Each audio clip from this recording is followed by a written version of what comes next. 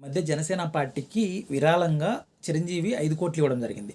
So, దీంతో వచ్చేసి సహజంగానే సోషల్ మీడియాలో వచ్చేసి చాలా వరకు వినిపిస్తుంది ఏందంటే, రాబోయే రోజుల్లో చిరంజీవి ప్రచారం చేయబోతున్నాడు పవన్ కళ్యాణ్ కోసం.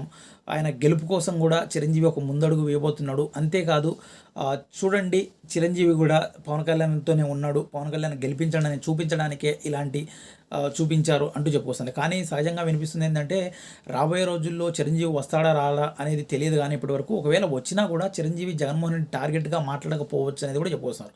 సో, కాబట్టి ఎందుకంటే పవన్ కళ్యాణ్‌ను ఎలా గెలిపించాలి? ఎందుకు గెలిపించాలి? సో, కాబట్టి పవన్ కళ్యాణ్ గెలిపిస్తే మీకేం చేస్తాడు? అనేది మాత్రమే మాట్లాడతారు తప్ప జగన్మోహన్ రెడ్డికి వ్యతిరేకంగా గానీ, అనుకూలంగా గానీ మాట్లాడే విషయాలైతే ఉండవనేది కూడా చాలా క్లియర్ కట్‌గా కనిపిస్తుంది.